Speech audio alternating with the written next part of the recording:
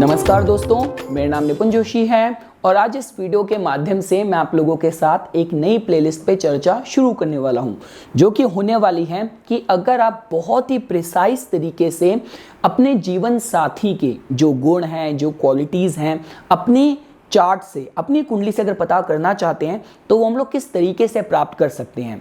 देखिए दोस्तों, जो सिंपल सा जो प्रोसेस होता है वो यही होता है कि आपकी कुंडली का जो सप्तम भाव है, सप्तम भाव आपके गृहस्थ जीवन के विषय में बताता है, जीवन साथी के विषय में बताता है, वो सारी लाइफ के लोग एस्पेक्ट जो आपकी पर्सनालिटी को कंप्लीट करते हैं।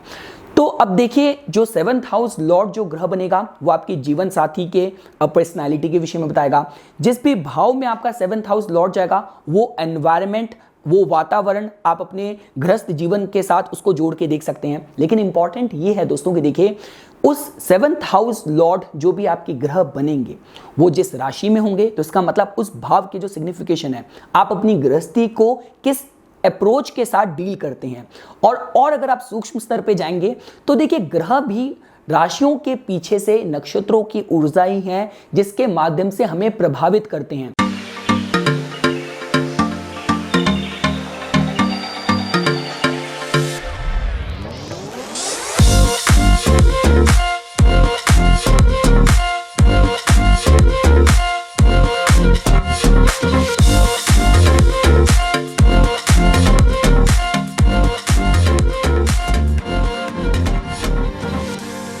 नक्षत्रों का दोस्तों देखिए इतना ज़्यादा महत्व है कि देखिए, चाहे आप शुभ मुहूर्त की बात करें, आप विवाह में कुंडली मिलान की बात की जाए, तो ये सारे जो प्रयोजन होते हैं वो नक्षत्रों के माध्यम से ही पूरे करे जाते हैं। तो देखिए दोस्तों, पहले तो मैंने सोचा था कि मैं 7th हाउस लॉर्ड के 27 नक्षत्रों के हिसाब से एक ही वीडियो में उसको समराइज कर दूं। फिर मुझे लगा कि देखिए, ये पूरी तरीके से कंप्लीट वर्क नहीं होगा। और देखिए, नक्षत्रों को लेके तो आई डोंट नो मेरा क्या एक्सपीरियंस रहा है कि जब भी मैं नक्षत्रों के विषय पे बात करता हूं, मेरे भीतर की भी जो प्लेफुलनेस है वो बाहर आनी शुरू हो जाती है। अगर आप लोगों ने मेरी नक्षत्र की प्लेलिस्ट इस चैनल पे देखी होगी तो आपको पता चल जाएगा। तो आई मीन टू से, तो जिसकी वजह से मुझे लगा कि क्यों ना हम लोग 7th हाउस लॉर्ड की स्थिति आपके अगर 27 नक्षत्रों में से जिन भी नक्षत्र में होगी तो एक एक करके हम उस पर एक्सक्लूसिव चर्चा करना शुरू क्यों ना करें। और वो भी दोस्तों इस पैमाने पे होनी है कि देखिए, मैं एमबीए का स्टूडेंट हूं, हमने जो एमबीए में एक स्वॉट एनालिसिस पढ़ा था उसी बेसिस पे मैं आपको समझाने की कोशिश करूंगा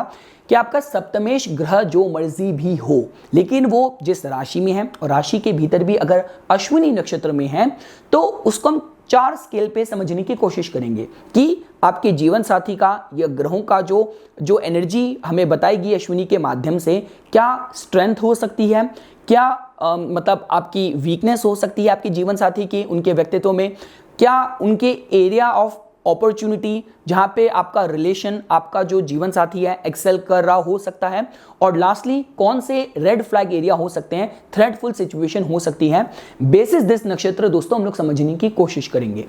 तो देखिए दोस्तों, अगर हम लोग बात कर रहे हैं अश्विनी नक्षत्र की, तो देखिए अश्विनी का जो स्वामित्व है वो तो केतु के पास जाता है। इसके जो डिफाइनिंग क्वालिटीज हैं इस नक्षत्र की, उस पर मैंने अलग से वीडियो बनाई है, आप उसको जाके देख सकते हैं। अभी हम सिर्फ ये जानने की कोशिश करेंगे कि अगर आपके सप्तमेश की जो स्थिति है वो अगर इस अश्विनी नक्षत्र में हुई तो आपके जीवन साथी का जो पर्सनालिटी का जो स्ट्रेंथ साइड हो सकती है वो आप इस तरीके से जोड़ के देख सकते हैं कि उनके अंदर हीलिंग क्वालिटीज हो सकती हैं। देखिए, ग्रह अपनी ऊर्जा को, अपनी एनर्जी को नक्षत्र के माध्यम से ही मैनिफेस्ट करता है, प्रस्तुत करता है। तो देखिए, जब हम लोग किसी को हीलर बोलते हैं तो देखिए, हीलर का मतलब ये नहीं होता कि आपके पास डॉक्टर की या मेडिकल की कोई डिग्री होनी चाहिए, या आपको आयुर्वेद का नॉलेज होना चाहिए, या आप ज्योतिषी होने चाहिए। देखिए, जो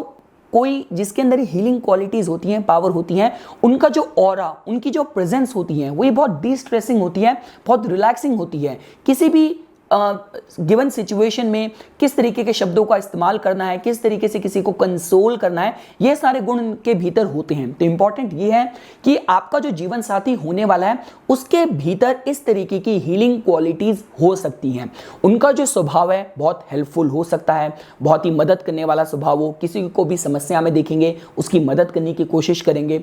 इस तरीके से आपका सप्तमेश अपनी ऊर्जा को मैनिफेस्ट कर रहा है, व्यक्त कर रहा है। इसके साथ साथ दोस्तों देखिए, कहीं ना कहीं हम लोग इनको इनके अंदर एक नेचुरली एक इनोसेंस जरूर होता है कि थोड़े सीधे साधे होते हैं, थोड़े भोले भाले दिखते हैं। तो इस तरीके का सीधापन, इस तरीके की सादगी भी आप उनके व्यक्तित्व में देख सकते हैं। इस तरीके से आपका सप्तमेश ग्रह अपनी ऊर्जा को व्यक्त कर सकता है। और जब हम लोग पायनियरिंग अप्रोच की बात करते हैं कि आपके जीवन साथी का ये स्वभाव में ये गुण, ये लक्षण हो सकते हैं कि मेरी अपनी कुछ यूनिक आइडेंटिटी हो, मैं जो भी अपने जीवन में करूं, जिस भी फील्ड में मैं हूं, मेरी एक अपनी एक यूनिक पहचान हो। आप इसको भी एक कहते हैं कि पर्सनालिटी ट्रेट्स के साथ दोस्तों जोड़ के देख सकते हैं। अब दोस्तों देखिए, अगर आप लोगों को इसी अश्विनी नक्षत्र की अगर आपकी सप्तमेश की इसमें स्थिति है, अगर आपको इसकी कमजोर या वीक साइड समझनी है तो देखिए बहुत ही स्वाभाविक सी बात है, इस पे जो निवास करने वाले देवता हैं वो तो खुद ही अश्विन कुमार हैं। तो इसका मतलब कि यहाँ पे थोड़ी सी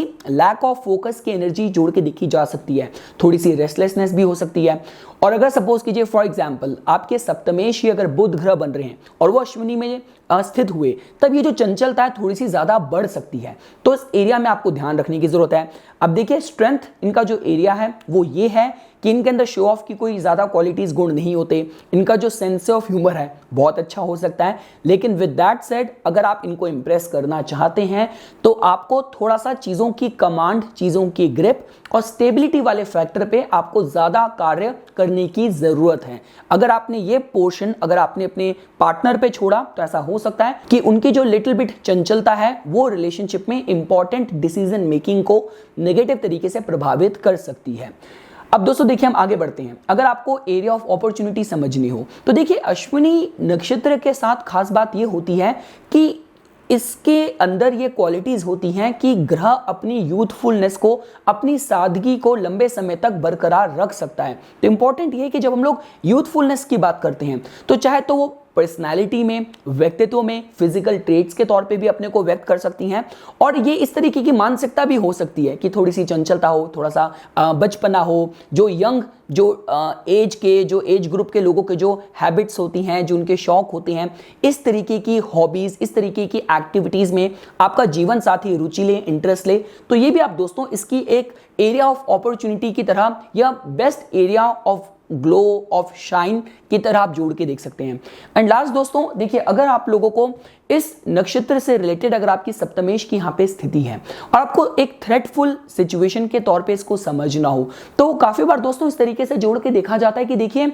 यहां पे अश्विनी के साथ, क्योंकि केतु का नक्षत्र है, चाहे आप अश्विनी की बात करें, माघा की बात करें, मूला की बात करें, यहां पे थोड़ा सा कार्मिक एनर्जी इन्वॉल्व होती है। तो विद कार्मिक आई मीन टू से कि जहां पे नेटिव की जो फ्री विल है थोड़ी सी कम हो जाती है। तो ये आपके लिए ब्लेसिंग के तौर पे भी काम कर सकती है कि ऐसा भी हो सकता है कि आपका आपके जीवन साथी से मिलना इस तरीके की परिस्थितियां बने कि जब आप उनके संपर्क में आए वो पूरा इसका एक पूरा जीता जागता उदाहरण हो कि ईश्वर ही चाहते थे, अदरवाइज इस तरीके की घटनाएं तो हो ही नहीं सकती थी। तो ऐसी सर्कमस्टेंसेस में आपका आपके जीवन साथी के साथ मिलना हो। और इसकी नेगेटिव साइड ये भी हो सकती है कि कोई ऐसा पारिवारिक कोई पितृदोष हो, पारिवारिक ऐसा कोई भी ऐसे स्ट्रगल, कोई कर्ज, कुछ इस तरीके का बैगेज हो जिसके साथ आपका जीवन साथी डील कर रहा हो, तो ये भी दोस्तों आप लोगों को स्वीकार करना पड़ेगा। तो ये कुछ बातें थी दोस्तों। देखिए मैं आपको पहले ही क्लियर कर देता हूं, ये हम लोग एक बहुत ही सुपरफिशियल लेवल पे समझने की कोशिश कर रहे हैं। मुझे आपका सप्तमेश ग्रह नहीं पता, मेरे को कौन सा भाव इन्वॉल्व है ये नहीं पता, लेकिन ग्रह सूक्ष्म स्तर पे जो पर्सनालिटी ट्रेट्स जाहिर करता है या जो शक्ति और जो ऊर्जा को मैनिफेस्ट करता है उसमें नक्षत्र का ही कंट्रीब्यूशन होता है, जो कि मैं आप लोगों को 27 नक्षत्र के माध्यम से समझाने की कोशिश कर रहा हूं। तो इसी तरीके की वीडियोस की समय समय पे अपडेट प्राप्त करने के लिए कृपया करके मेरा YouTube चैनल सब्सक्राइब कीजिए और मेरा Facebook पेज लाइक कीजिए। धन्यवाद।